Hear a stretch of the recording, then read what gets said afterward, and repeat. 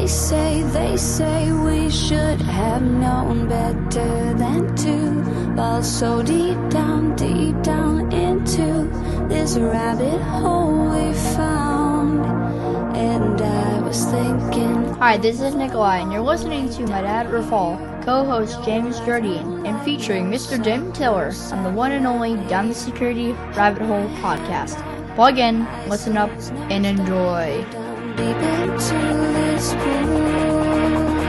of regrettable situations. Pitch black, think back to the last time that we were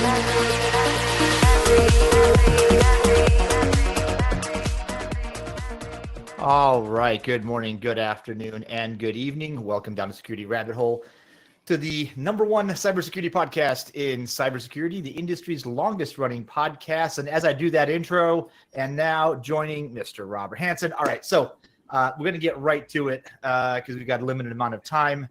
Welcome to those of you on our live stream. So we're going to kick off 2025 with by basically lighting the wick on the rocket ship. Let's just go right out the gates. No slow start to the year. I've got two awesome guests that way. I don't know, over here somewhere. And Jim, you're now permanent, so now you're not a guest anymore. But here's the premise. Patrick, 2 years ago, wrote something roughly wrote something interesting that still resonates. Reposted it, and I send it to everybody kind of check out. I wrote a thing on trust. And we don't have to discuss that quite yet. That'll be a discussion for another time. But welcome, Jim. Happy New Year. Happy New Year. I'm really, this could be a great one. I can feel it already. I know it sounds corny to say, but I'm optimistic, which is pretty rare. But I will say is I just want to make everybody clear is I read the articles, and I'm thinking of saying earlier is, there's a bunch of worms in this can we're about to pop. Right? Oh yes. This is no holding back. This is for reals. Are you all right. That promotion, Jim? Are you rethinking your promotion to permanent member? Yeah, exactly. Jim's like, what have I gotten myself into? Right. Yeah.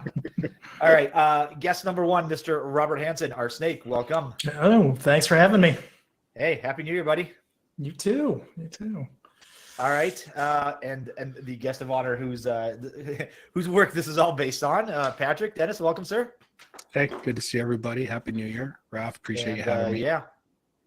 All right. I wanted to, and I played this for you guys earlier. Rob, you didn't get to hear this, but you're going to get surprised.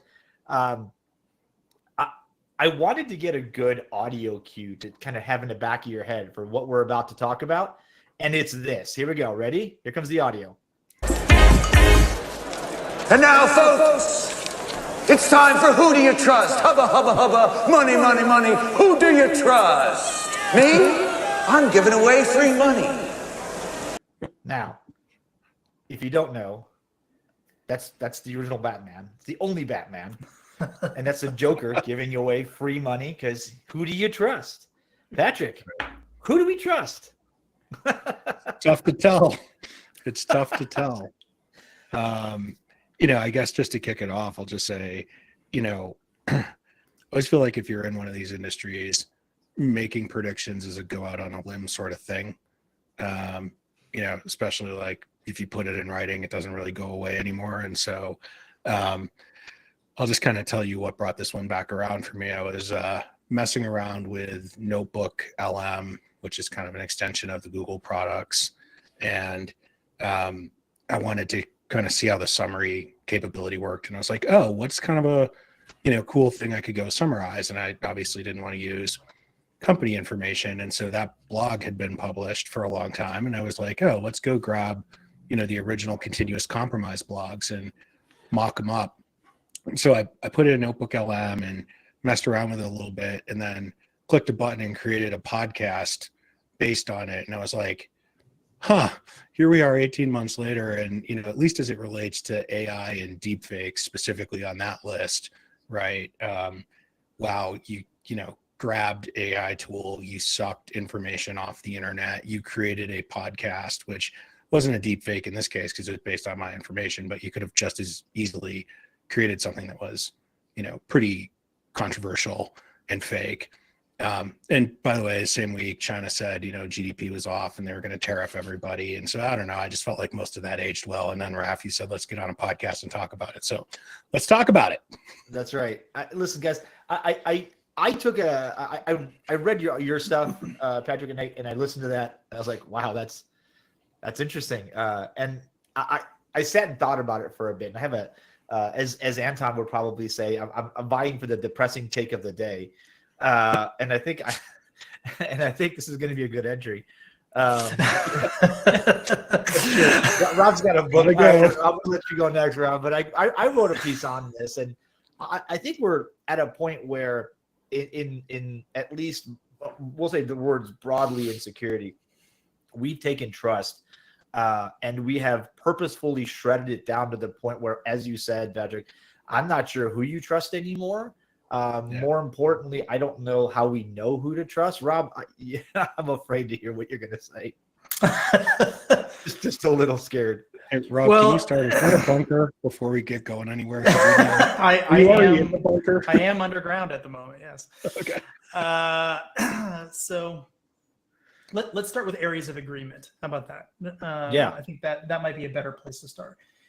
So I agree you probably can't trust anybody anymore. Any news that you haven't personally vetted in some way or another is probably suspect. I do believe that deepfakes make all of that more difficult, and not just difficult in the sense that they're better. Sure, yes, they are better, but also difficult because the volume is much easier for them to ramp up. So once upon a time, getting one phishing email, some people are going to click on it, but it was misspelled, it was fucked up. And now none of that stuff is hard. I could very easily create phishing emails despite all the protections OpenAI and Gemini and all these companies put in place. None of that shit works. So if you're asking, should you trust anything online, I would take it a bit further, and this might be where we start diverging. I don't think we've ever been able to trust anything online. I think the idea that things were trustable was really an illusion. It was sort of a temporary state of the technology not catching up to our misconceptions of how the world works. And I really don't think that AI is so fundamentally different than adversaries that are advanced enough to create these things that we've ever should have trusted these things in the first place. I don't think most security people are ready to hear that they can't just use Facebook and Twitter and whatever random social networking thing they're using and say, cool, this is information I can use and go forward with without doing a ton of additional investigative work from multiple different, ideally disagreeing parties, and come to a consensus based on the truth that you can find between the two. And no one has time for that shit. Really, no one has time for it. See, that's where I think that's kind of where I picked up in. And my premise was that in cyber, to take it back to our jobs, we fundamentally we've told people over the years, don't click that link, don't open that email, don't do this, don't do that. It's all good. It's just trying to, they're just attackers trying to get to you, and we've made people super paranoid. Meanwhile, those that could have been made paranoid made them paranoid. Some people just don't care. Yeah, but Ref, that's our own fucking fault. We allowed all of that email to get delivered. We're the guys that's who true. We're the mediators. We allowed that thing to appear in their inbox in the first place. You should be able to click on anything you want. There should be absolutely no way to get in trouble if we were doing this correctly. But frankly, we've made a very permissive environment. We've made the internet open when it didn't have to be. It could have been a very closed, very insular thing that really there would be no way to do anything without direct attribution. But we chose a different path. And so I'm not terribly surprised that we're super vulnerable. We built this thing to be vulnerable by design, to be open, to be mostly anonymous. And then we kind of said attribution doesn't matter in the middle. Not that I want to rewind to that part of it. That also true. Right. Jim, I know we've really done people a disservice, in my opinion. Yeah, we have. I actually completely agree with just about everything you said. I would say is that the only point I think where it's interesting, we said that, the trust was somewhat manufactured. We manufactured it. I think I would add 2 cents to that and say technology has allowed us to weaponize. It's gotten to the point where people who do distrustful things have more power, and the abstraction between how we interact as humans, the introduction of computers and web pages and social media distances as people in many ways, right? And that we've become more trusting of the thing that sits in front of us. And now there's more people who have the power to manipulate, how we approach information. And your point about we have to investigate, people are too lazy. I mean, think about the birth of Twitter, when it was just a couple hundred characters, whatever it was in the early days. And people don't want to read the document. They don't want to read the whole thing. You know what I mean?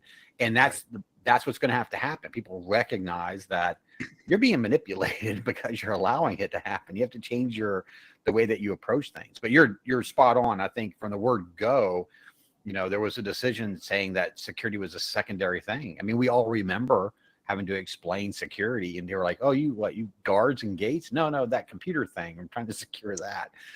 So. Basic authentication came after HTTP. I mean, we had the web, and then we build authentication on top of it. Yeah. That's the perfect example.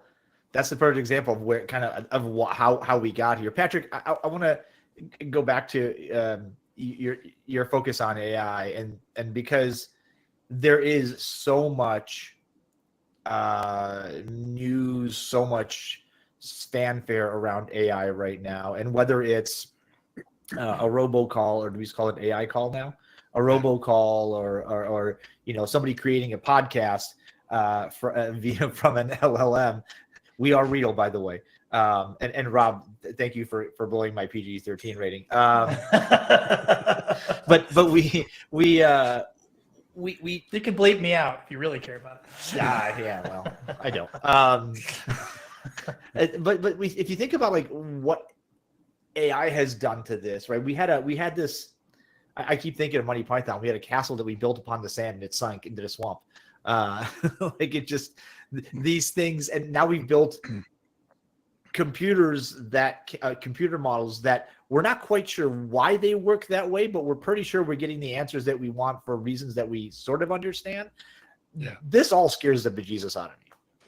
It should, and probably should, and probably should, right?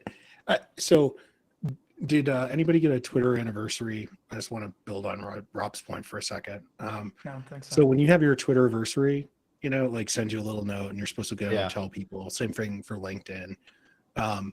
Mine was 22 years. Whoa. And, so that means I'm old enough to have started off in real engineering and then moved into computer engineering. And what was interesting was when I was in engineering, if you were designing a bridge, you had to deal with unintended consequences. And then when I went to computer engineering, we never talked about that. All right. And so I think what's, one of the things that happened in that period of time that Rob is talking about is we were so enamored with the fact that we were building out tech, and we didn't really consider physical world consequences because we hadn't progressed to a place where physical world consequences even seemed like they were on the table. And, yes. Right. And now, as I wrote this, this is kind of where I picked up too, and now we have the physical world, the social aspect of it colliding really hard with the bubble that we made in the tech world. And when you without getting political, right? This is in the last 2 elections now. People could claim, oh, hey, there was voting machines being manipulated. And it's not even about that. It's about eroding the trust in the system, which fundamentally undermines everything else. And whether you're a Russian troll farm or Bob in mom's basement, these are real ways to destroy the fundamentals of our physical construct of reality, what we believe, what we trust. And AI is just making that easier because it's like Rob, you said, you can make it, the volume is fat. You turn the volume down. Rob hit the point. Rob hit the volume point. So, I won science fair, when I was in high school for doing an erosion project, which is part of where that came from. Nice. All right. And land erodes more when there's more rain. That's not a surprise, right? And so if you take Rob's point, I think it's probably fundamentally true. Maybe we shouldn't have ever counted on it, but we kind of, it didn't rain that often, so like wasn't that big a deal. You know, you reduce the cost of compute, you increase the ability for people to access clouds, you globalize a platform, you make translation services free, and you generally have universally political systems that haven't caught up with that. That's not a US specific statement, right? Like extradition issues exist all over the world. And you've brought the cost of crime to near zero. And so you see the volume go up. At kind of not a surprise, right? And you know, that's happened. I think Rob's point's the exact right one. That has happened every year since this all started. It just kind of got to a year this year where it was a tipping point for me, because the rate and pace of innovation that I've seen post AI is unlike anything I've seen in my time in tech. And so if you assume that tech gets more efficient over time, that means we are going to make the good things that we do with this more efficient. We're going to make the bad things that we do with this more efficient.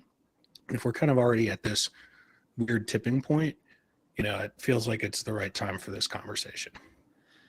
And so I was looking for Jim Mark Hardy's Future Crimes book. I think that's who wrote it.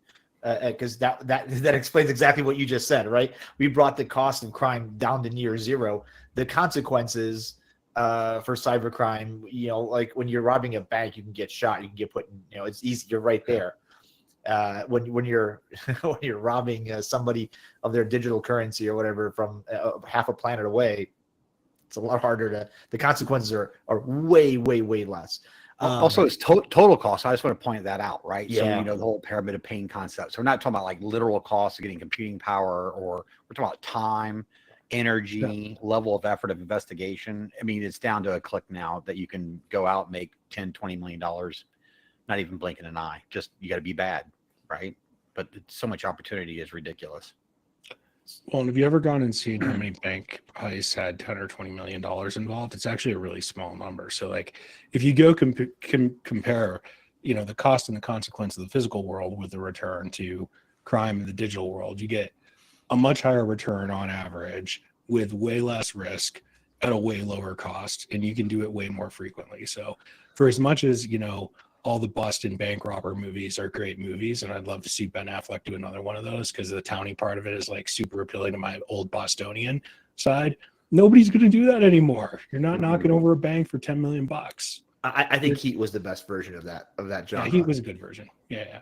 You know, you're going to like queue up, you know, I'll give you one that's hit our company recently. It's like, there's a link that gets dropped in and they ask people to jump on a Zoom with me to give them bank routing information. And they can deep fake a Zoom with me because I've been online enough and my voice is online enough. You can do it. And it's cheap enough that you can move down to a company of my size. Right? Rob, when would that have been reserved for 5 years ago? You would have gone after, you know, a huge multi-billion-dollar company, right? You want to move down the food chain to something like me, right? Correct. It is a distinction with a difference, but I'm careful not to throw, because all these lessons we've learned before. We had the telephone, and then all of a sudden telephone scams existed. Before that, we had mail, and mail scams existed. You know what I mean? Before that, we had people on horseback delivering the wrong mail to the wrong people or whatever. So this scam has existed. This is not a new thing in human evolution or, you know, sociology or whatever. I think what we're encountering is scale, and I think there was some weird part of something about the internet made people think it was real, that fundamentally it could be trusted. And I think part of it is it's so weird and uncomprehendable to most people.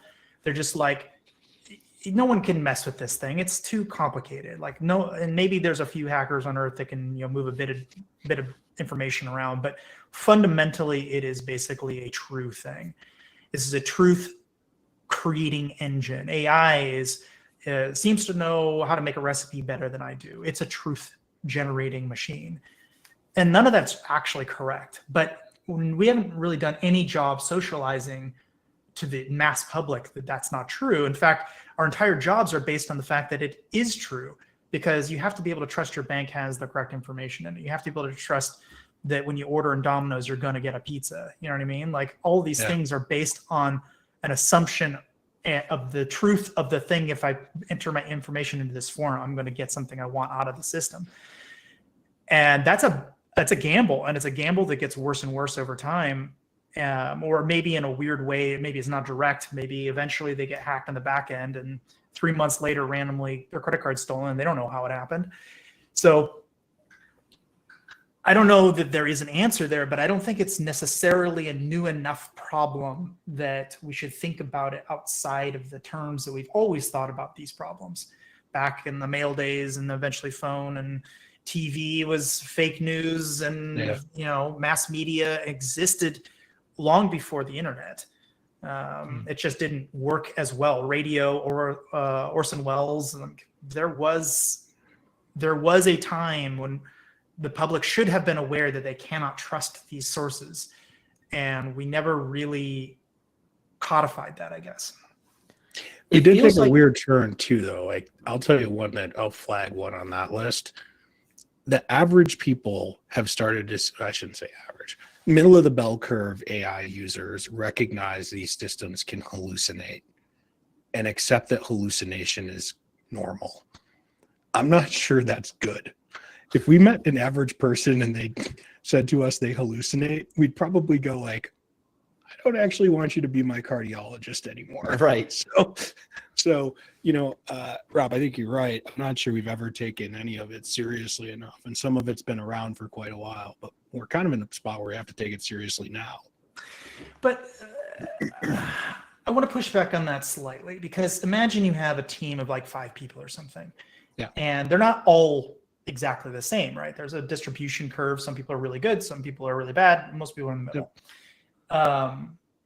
You may go about firing the lowest 10, 20% or whatever because they're the worst performers, but you're also at the same time saying the people in the middle of that bell curve, despite the fact that they are making more mistakes than the guys at the top, are still people you want around.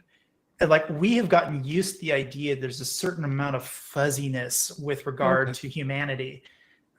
They can fail at a rate that I think, generally speaking, we just all understand intuitively. Like, it's okay if they sometimes fail, because that's the way of humanity.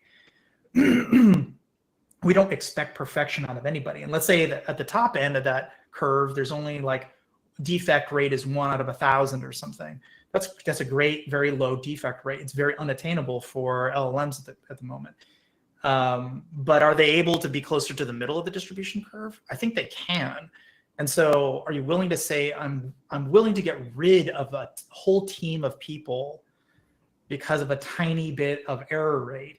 I think that's the calculus that people are going through right now, because you don't have a team of people if you're just working from home. You're by yourself, and you're like, I'd rather have somebody helping me than nobody helping me. And the LLM seems like it's helpful.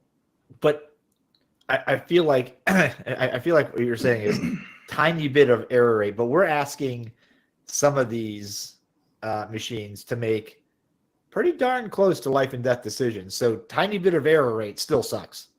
No, it's already to life and death decisions. People are actually committing suicide, for instance, or it's already being infused into drones, for instance. So those are life or death, real consequences. Now, granted, those systems are potentially different than the ones you might be talking about. In the latter half of that example, it may not be generative AI. It might be just calculating the likelihood that you're on course or whatever. And in the first case, the one I was talking about was a character based on a Game of Thrones character, so it was like a bunch of prompting on top of it to make it seem like it was Khaleesi or whatever that caused some guy to kill himself. Okay, so you're like, throw all that shit out, people won't die or whatever, but it's going to happen. Absolutely going for sure. This is going to be life or death situation if it isn't already. So the question is, but is that any different or worse than a group of people I work with, and one of them causes me, through bullying or whatever, go kill myself, or or has any guy ever killed himself over a girl? I mean, I'm pretty sure that has happened before. So crazy people are going to do crazy things to some extent. I don't think we can categorically throw AI just like out the window without saying something about the human race that caused it to be the way it is, and also how we react to the stimuli that it responds back with.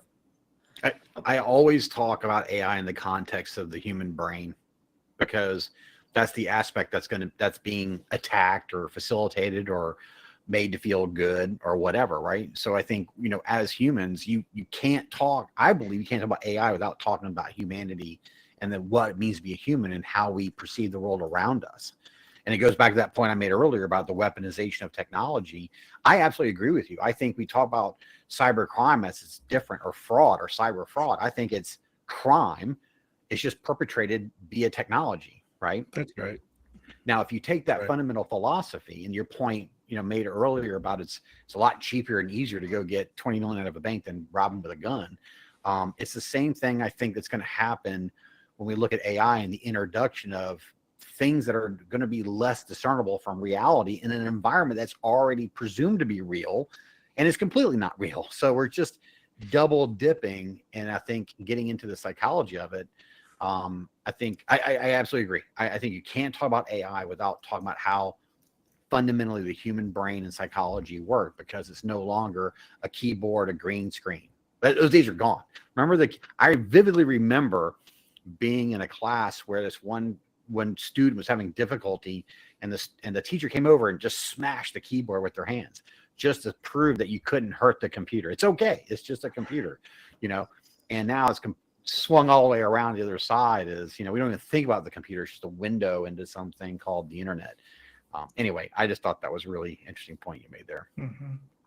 I'm concerned where the broader concept of trust goes, because we are getting to a point where in society you're getting people more and more that are becoming hyperpolarized on politics, on social issues, on all kinds of matter of things, based on something that may or may not even be real, and they can't tell the difference. And at first we could say, okay, well, it's those people that really, like, they can't go read for themselves, or they'll believe anything. Now it's over the last year or two, I would say there are what I would consider very intelligent people that I don't want to say fall for this stuff, but fall for or are convinced by things that simply are not true, because they either see it in high enough volume, see it in somebody will post it, and look, the mainstream media, how many times has it happened where something got posted on Twitter, it got around, and somebody made a news article out of it, only to find out, oh crap, that wasn't true. Whoops, right? This is becoming an everyday occurrence. And Rob, most of us won't go fact check everything we read, because that's why we have these, right? That's why we have the news to give us the distilled version of what's happening in the world. I'm not going to go on scene to talk to somebody to go, hey, what really happened here? Because that's not how my life is structured. But if I can't tell the difference between real and fake, that breaks my entire perception and concept of reality. And back to the Joker, who do you trust? Okay. So keep in mind, we've had fake news for around, I think some of the first instances were well over 2,000 years now, maybe even closer to 3,000 or 4,000 years. So we once upon a time, for instance, believed the world was flat. That was not true. Demonstrably true that the earth was flat.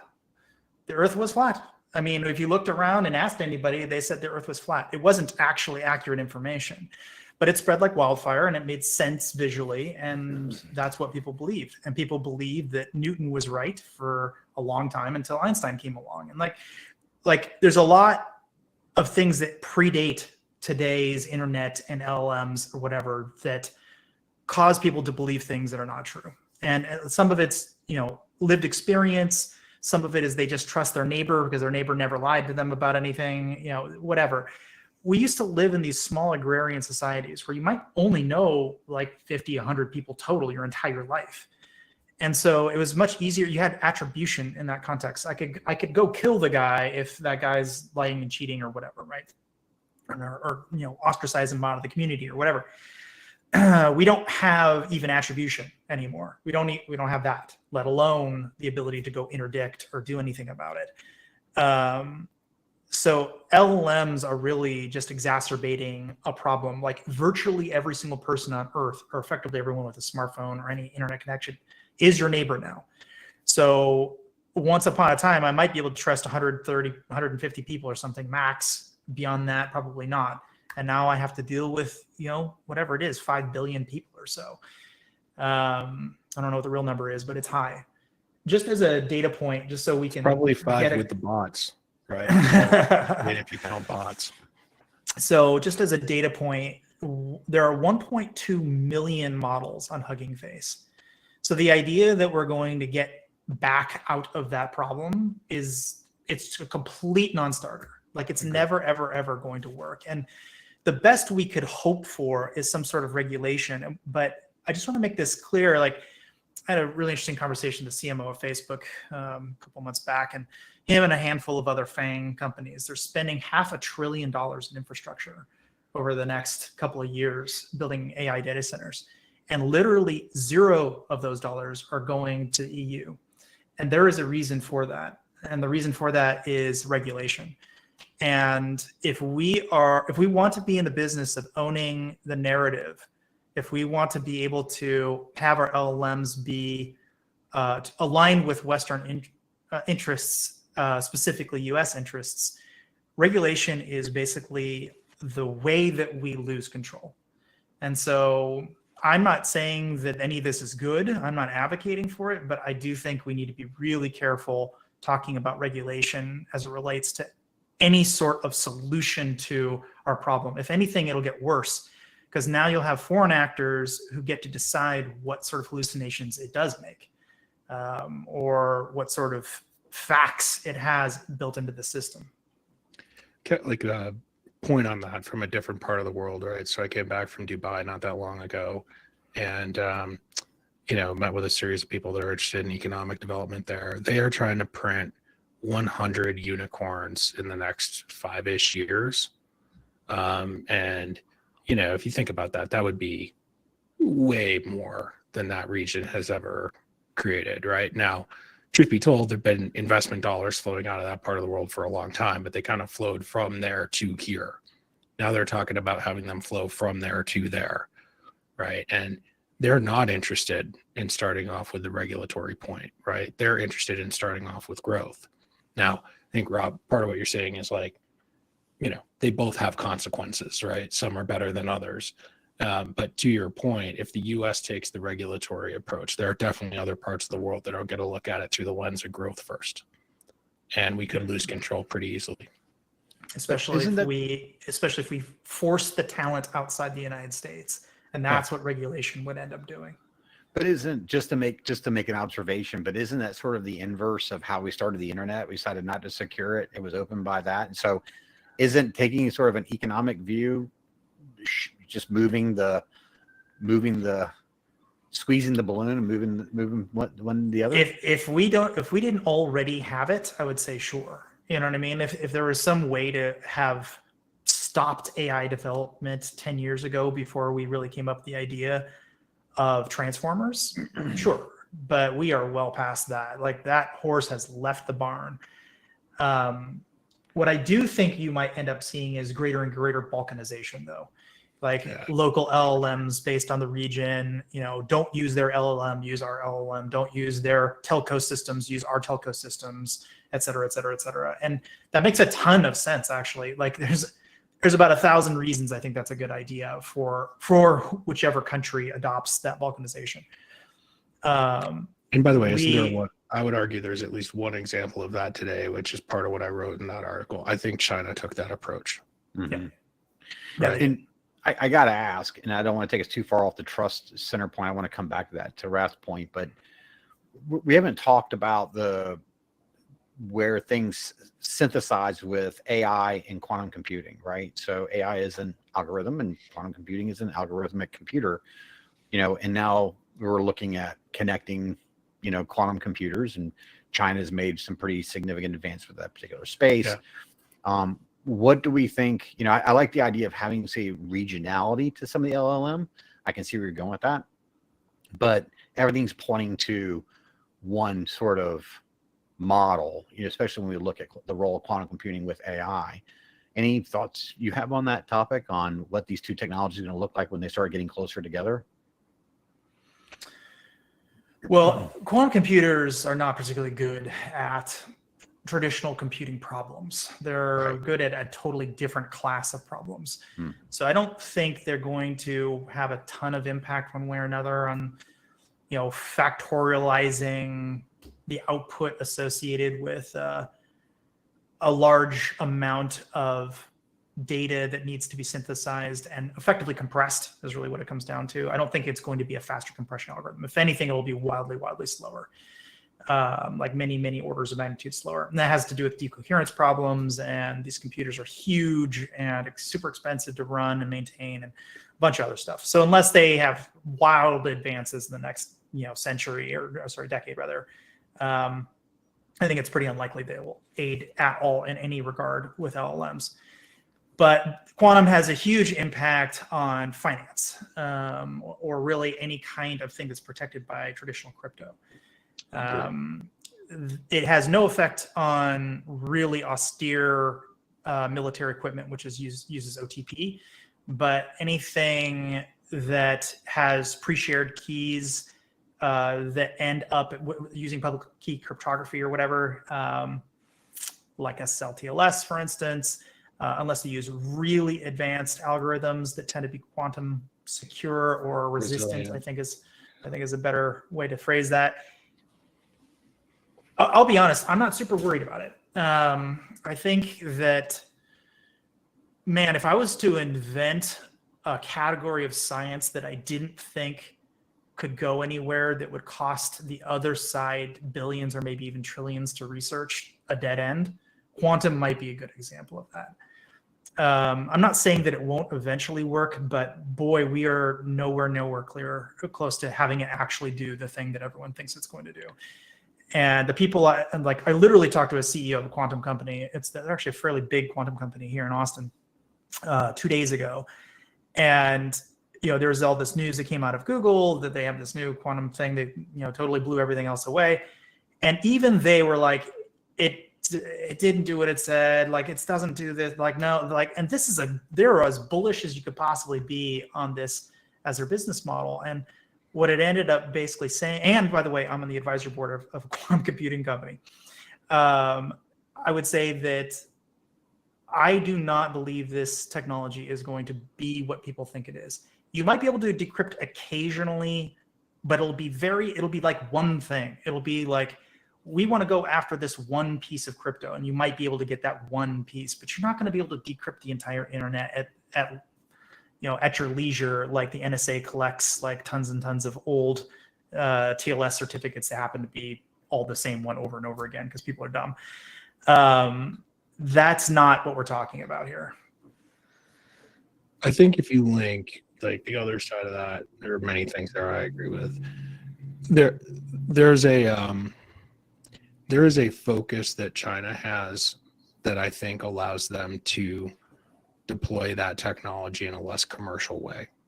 And so, if I'm just taking this from the perspective of who do I think will first in the world use quantum to decrypt something important, which by the way, they have in a back file because they've been stealing this crap for the last gajillion years, and make use of it, it's going to turn out to be the Chinese because they'll focus on a nation state supporting use of that technology. The place where I think the Google guys aren't giving themselves enough credit is, and Rob, you're maybe closer to this, so you can tell me if you think I'm off my rocker. Quantum, you can still make progress in kind of 2 dimensions. You can make a hardware improvement and you can make an error rate improvement. And the error rate improvements that I've seen are far surpassing what everybody thought they would be able to do. And so I think if you took those two curves and you kind of say like, what happens if you continue with error rate improvement at the rate and pace that we're talking about, and you get hardware improvements, including kind of the logical use of qubits that people are talking about, the one use case of breaking encryption, which I consider to be a big one, I think happens way more quickly. I think that now I do agree. I think it'll be targeted. It's not going to be decrypt the internet like most people think, but I think you will have a targeted tool for decryption in the I think that's possible. I have heard rumblings that there is a better algorithm than Shor's out there that's very quietly being pushed around.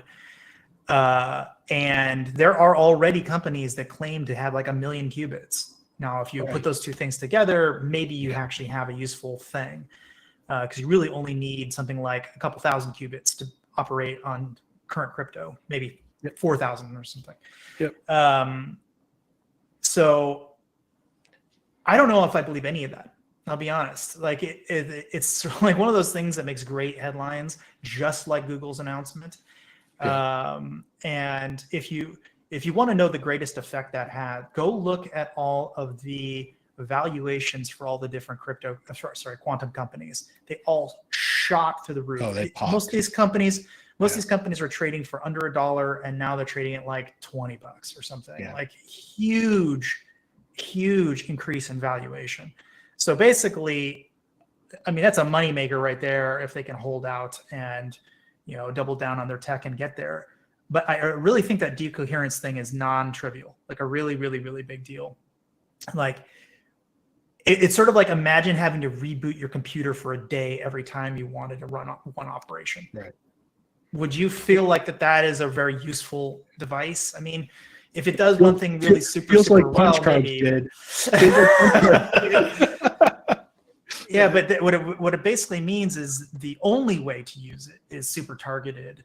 It will never be the thing that people think it will be with the existing tech. You need like a massive shift in the way all this tech works, where decoherence is never a problem as opposed to basically always a problem. Always a problem. Yeah.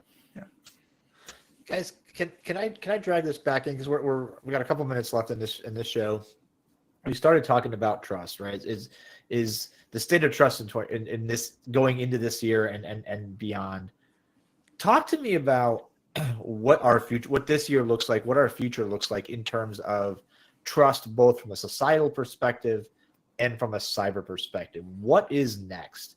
What are we looking at? And at some point before we go, let's start thinking about like, okay, so now what?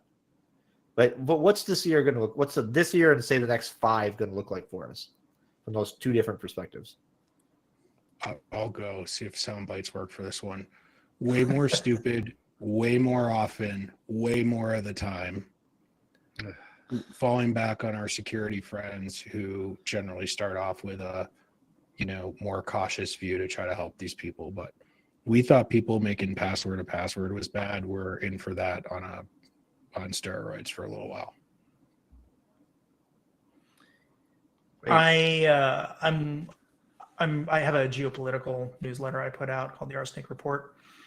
And one of the things I've been following was a bunch of kind of old women and men who went around torching critical infrastructure and police cars all around Moscow and various other regions in Russia, all because they were told by the KGB that they need to go do it for some operation.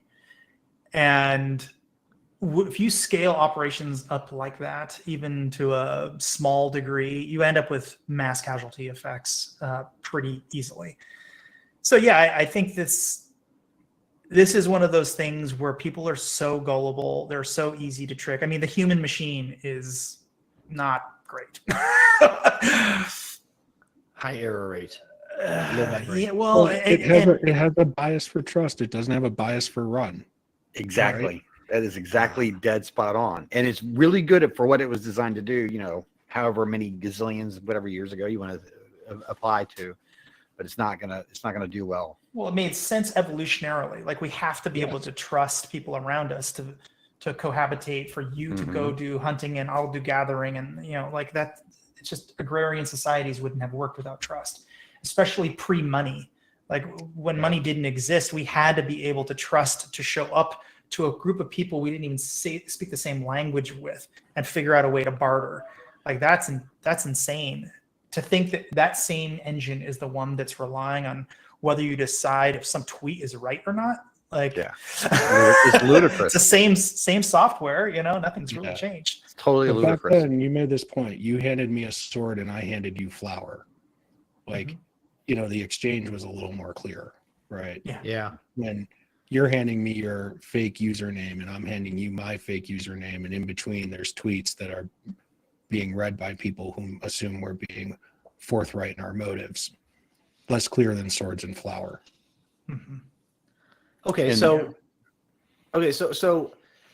on that note, you know, Rob, at the beginning of this, you said we should be able to click on anything, open anything, because we should have we the cybersecurity or industry, right? This craft, we should have made it safe by now, by default.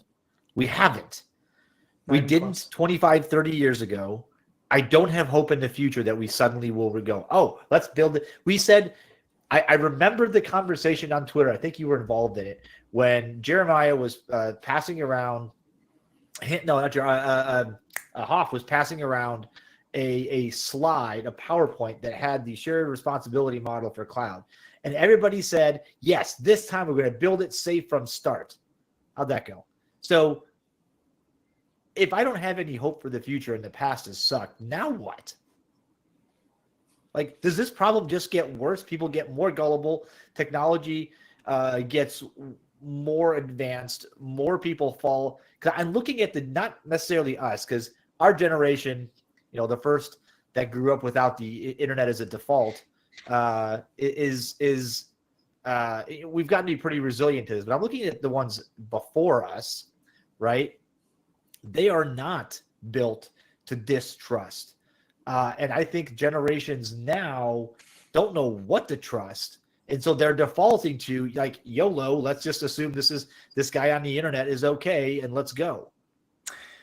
I'll give you a dystopian idea of what the future could look like, not my prediction.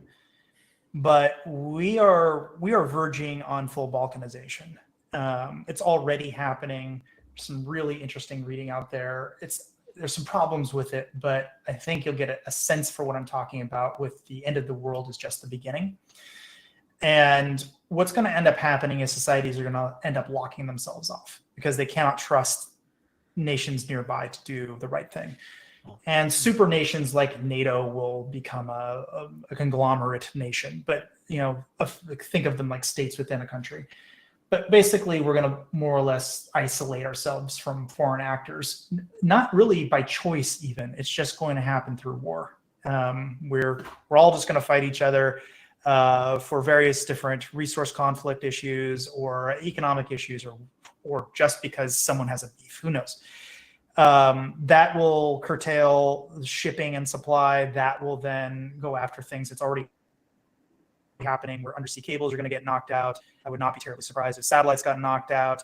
And we'll just be at a point where we don't really communicate with other nations very much. Think of them like North Korea. Like North Korea doesn't really contact us unless they want to, right? That leads to the second problem, which is attribution. And so I already am talking with people who seriously, not theoretically, believe that there should be something.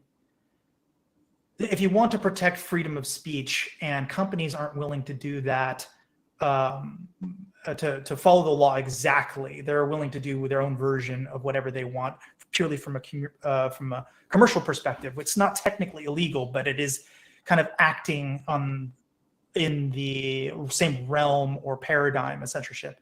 Then what ends up happening is you need a country-specific chat board where you can say whatever you want unless it's truly actually illegal, and then you go to jail. But the only way that works is you actually tie it to real user IDs. You actually really know who these people are. And so we got to get back to true attribution if you want to be able to do that. There's the death of anonymity. Yep. Well, no, you could still chat, but it would be this person is not a verified user. Do not trust them. You know, you can get random information out of them, but don't trust them. However, if it's Joe Bob living at this exact address and whatever, and it doesn't have to be displayed, but you know that the system knows who they are, and they start saying things that are patently illegally not allowed by, terrorist activity or whatever, you're like, go arrest that guy, and they can look at the logs and sure enough go and nail them.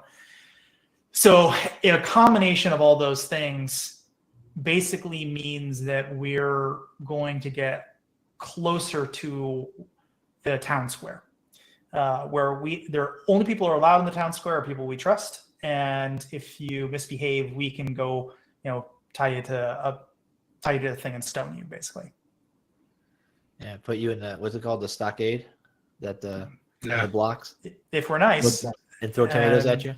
And I don't think that the sentiment that I'm getting from all the different sources that I'm reading, I don't get the sense that people are in the mood to be more nice.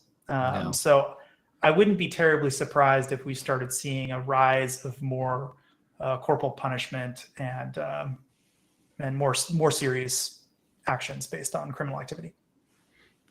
Well, that will be interesting, because the one thing the internet did really well is it gave anonymity. So any joker behind a keyboard felt completely free to say whatever they want, attack whoever they want, say and lie however much they want with zero consequence.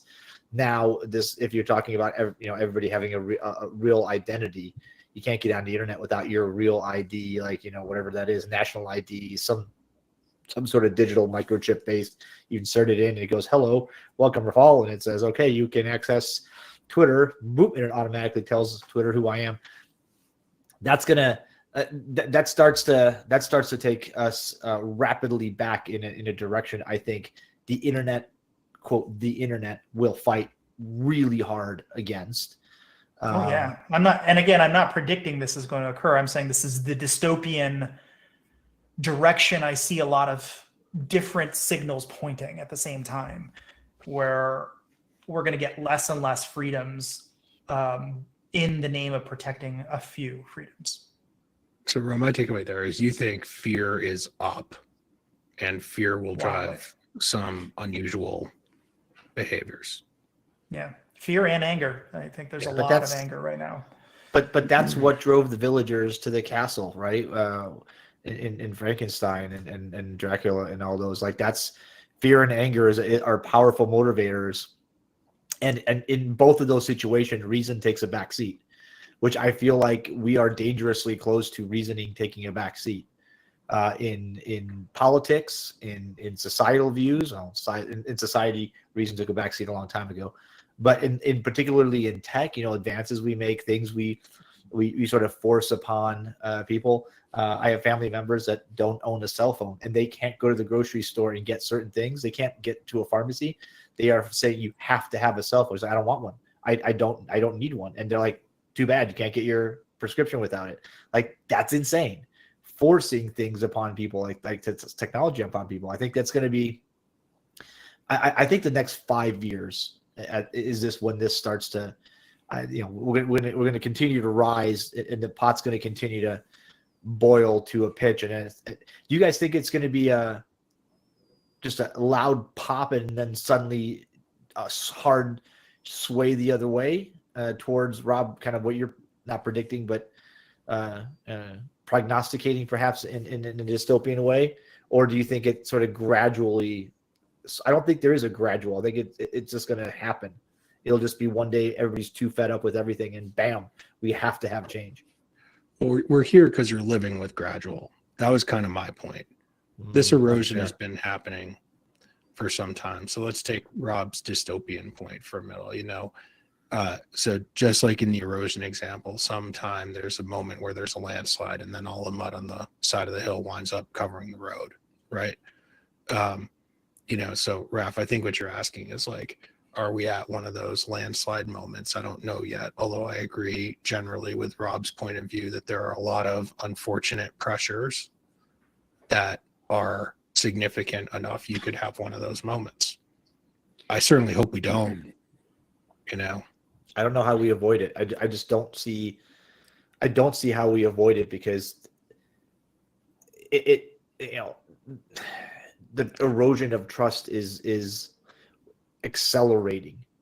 I don't know that we understand as technologists or as members of society, how to put the brakes on that. Also, I think the question is when that landslide occur, how much of the road does it take out? You know, you can have a gradual scenario with, these balloons of terror and craziness happening in pockets, and it's just whether or not those things become meshed together and have a Venn diagram of basically these catastrophic events. I don't know. I think I split it. I think it's going to be, in some cases, I can say it's almost sort of semi-generational. Our kids are going to deal with a different world, and we're going to move on, and they're going to see a different world, and it's going to continue until things kind of spike up and there's resistance to that system, and the system changes more dramatically. Then, of course, it all depends on, in some cases, what some of these large countries are saying they're going to do in the next 2 years. Well, I mean, think of tariffs as just another example of the balkanization. I mean, you might not typically think of that as balkanization, but China has tons of tariffs against us. Most of the rare earth minerals are already tariffed. There is talk that they might prevent all EV vehicle batteries from being exported to the United States, et cetera, right? And that is pushing us further and further towards this dystopian future I'm talking about. All these maneuvers are really making it more difficult to rely on a global supply chain. And not to mention, like, we have supply chain issues here domestically, just, dock workers, going on strike, and lack of automation. But if we get that automation, it comes from China, and it's like what do you want to do here? Do you want more efficiency? Do you want vulnerability, or do you want to have a massively dependent supply chain that's kind of at the whims of people who may not actually have the best interest of the rest of the nation at heart? This is a really complicated geopolitical sphere we're talking about here, and trust is only one element of it, right? I mean, not to mention, okay, if you want to go back to trust, how do we trust that a union dock worker isn't infiltrated by some foreign nation asking them to do this thing or inciting them to do this thing or whatever? Not saying that that's true, but I'm just saying, as an example, we don't really know what is being impacted by whom and what incentives they have on making those. But that's part of my point, though. It starts with I think, you clicking on an email and having your bank account emptied, and you're like, okay, well, technology is just out to get me, and I can't trust anything. And then slowly going, okay, well, I can't trust the news. Well, I shouldn't bother going looking at politics because it's all a lie. I can't go vote because none of that matters. It's all rigged. It's all faked. Then how do I know my next door neighbor isn't a communist sympathizer and infiltrator? Like, we're back to that. I think it evolves rather quickly based on the erosion of trust is accelerating, is what I keep saying. And I feel like every new piece of tech, every new scandal just accelerates it further, and there's an end to this.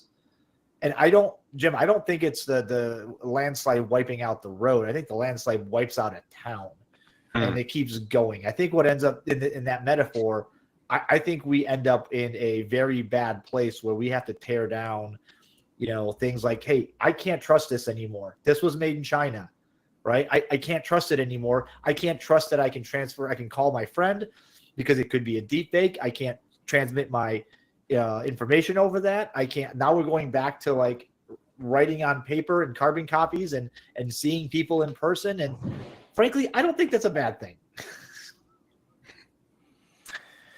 Yeah, I do think that there is new technology that could be brought to bear to solve some of those problems. OTP has been around forever. Once upon a time, we used to go do PGP signing parties. You know what I mean? Yeah. Like, some of that tech, despite being kind of clunky and arguable security in some ways, actually does work fairly well.